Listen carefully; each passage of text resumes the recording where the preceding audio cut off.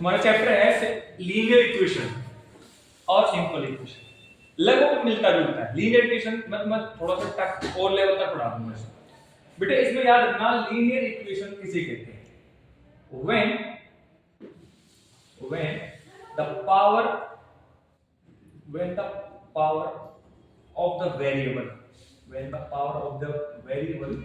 is one is known as linear equation.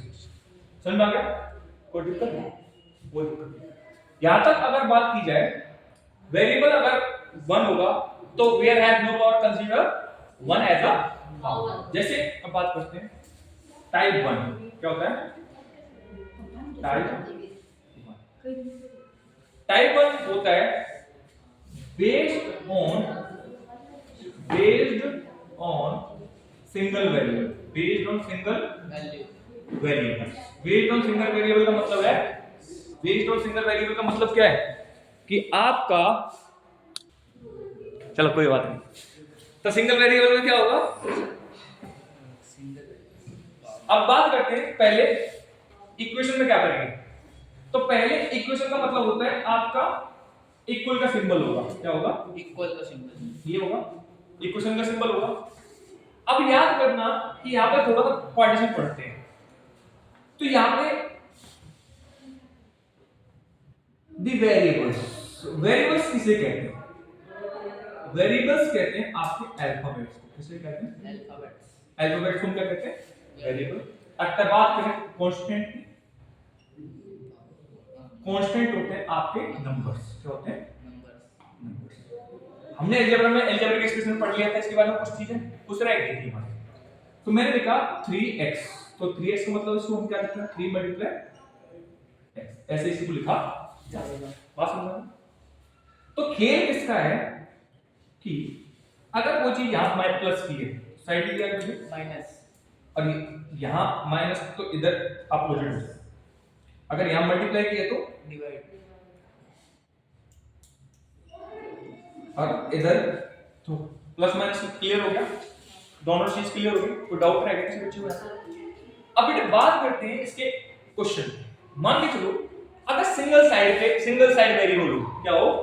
Single side मतलब single variable मतलब single side variable. तो मैंने लिखा example 3x minus 4 is equal to minus 3x minus 4 is equal to minus 8। मान के चलो तो हम इसका लेफ्ट हैंड साइड से स्टार्टिंग करते हैं। पहले हम कांस्टेंट को ले जाएंगे। क्या कौन से रिलेशन को ले जाएंगे? कांस्टेंट वाले रिलेशन को ले जाएंगे। तो यहां ये माइनस का 4 है, साइड में किसको? प्लस का 4, तो माइनस का 8 प्लस 4 तो कितना हो जाएगा? 3x। तो माइनस का 8 प्लस 4 तो आंसर क्या रहेगा? क्या रहेगा? माइनस का 4। क्लियर है? और अगर किसी वेरिएबल कांस्टेंट में किसका relation? x is equal to minus का 4/3। x is equal to minus का 4/3। ये होगा तुम्हारा आंसर। ठीक है? ये था मेथड नंबर 1। क्या था? Method number 1। मेथड नंबर 1 और इसको कहते हैं ट्रांसपोजिंग मेथड। क्या कहते हैं? Transposing method. Transposing method. तो ट्रांसपोजिंग मेथड क्लियर हुआ। अब एक दूसरा मेथड है, मेथड नंबर 2। मेथड नंबर 2, तो मेथड नंबर 2 क्या कहता है कि हमें लेफ्ट हैंड साइड खत्म करने के बाद सिंगल वेरिएबल छोड़ना है। क्या करना है? कौन सी साइड खत्म करनी है? लेफ्ट हैंड साइड खत्म करने के बाद छोड़ना क्या है? Single variable. अगर मान के चलो तो यहां पे क्या है? प्लस का सॉरी माइनस का 4 है, तो कहता है तो इसका प्रोडक्ट क्या हो जाएगा? माइनस का क्या होता है? प्लस का 4। तो कहते हैं कि ऐड 4 बोथ साइड। ठीक है? तो इसको लिखेंगे 3x minus 4 plus 4 minus 8 plus 4। तो क्या हो गया? ये कट गया 0। Yes sir. बन गया 0। तो क्या बचा? 3x is equal to minus का 4। मैंने बताया था कौन सी साइड को खत्म करना है? लेफ्ट को। यहां पर केवल वेरिएबल छूटे बस, बाकी और कोई मतलब नहीं। तो यहां पर कितना है? किसका रिलेशन है? मल्टीप्लाई का।